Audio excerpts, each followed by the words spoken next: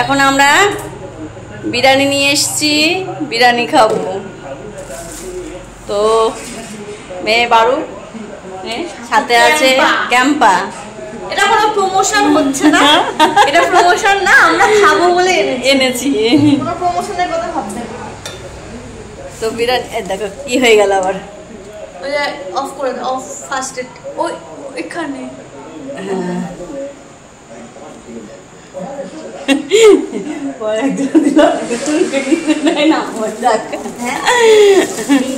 বিরিয়ানি দুজনের দুটো বিরিয়ানি, দুজনের দুটো বিরিয়ানি খাওয়া হবে, সাথে আছে স্যালাড। স্যালাড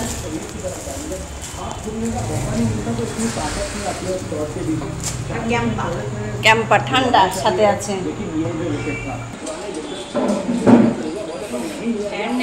মিস্ত্রি লেগেছিল বাড়িতে, তো তার মার সব খোলা, তো কালকে আসবে মিস্ত্রি, লাইন টাইন লাগাবে। বারান্দা ফ্যান নেই, টেকনিক দেখো বিরিয়ানি ঢালার। এইভাবে বিরিয়ানি ঢেলে দেবে। এই দেখো কত সুন্দর লাগছে না দেখতে। এটাও ওই একই রকম ভাবেই করবো, স্যালাডটা দিয়ে সুন্দর করে করবেও না, পুরো শেপে, পুরো শেপে।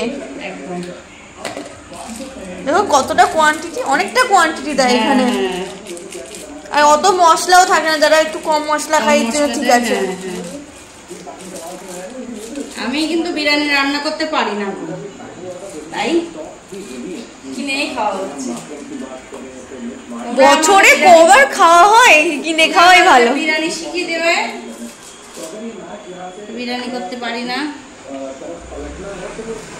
কেমন লাগছে বলো তাহলে? বাইরে গরম, ঘরে ফ্যানের নিচে বসতে হবে, তাই না বল? এই ক্যাম্পাটা ফ্রিজে রাখলে হয়ে যেত। এটা ফ্রিজে রাখবো। কালকে এখানে একটা মানে চটির দোকান উদ্বোধন হলো, তাই ক্যাম্পা দিয়েছিল। হ্যাঁ, তো ক্যাম্পা দিয়েছিল, দোকানে রেখে থুয়ে ঠান্ডা করে নিয়ে এসে খাবো। আর এটা আবার কালকে দোকানে থুয়ে আসবো, এসে আর ওটা কালকে। হ্যাঁ, কালকে তো আরো, কালকে আর একটা রেসিপি আসবে, সারপ্রাইজ। যখন দিল তখন বলছে যে বৌদি খাবেন কিন্তু বিক্রি করবেন না। আমি না গো, ঠান্ডা করে তারপরে খাবো, কারণ বাড়িতে ফ্রিজ নেই। ফ্রিজ যখন কিনবো তখন আবার ফ্রিজে রেখে। অনেকে ভাবে আমরা যখন বলি যে বাড়িতে ফ্রিজ নেই, সবাই অবাক হয়, কারণ এখন সব ছোটখাটো সব বাড়িতে ফ্রিজ থাকে, আর আমাদের বাড়িতেই শুধুমাত্র ফ্রিজ নেই। আসলে বাড়িতে আমার কোনো লাইনের কাজ হয়েছিল না তো, এবার এখানে ফ্যান টাঙাতাম তার ঝুলিয়ে, লাইট টাঙাতাম তার ঝুলিয়ে। এবার ফ্রিজটা তো ধরো তার ঝুলিয়ে হবে না, না করে ফ্রিজ তো দেওয়া যায় না।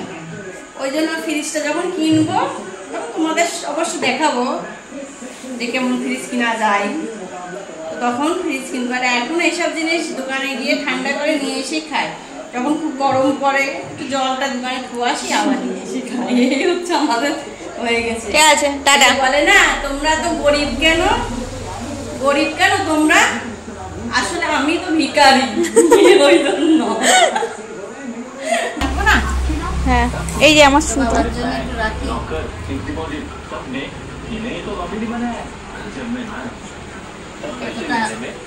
আমার থেকেও একটু রাখো, আমিও খেতে পারবো না এতটা। অনেকটা দেখো, 100 টাকায় অনেকটা বিরিয়ানি।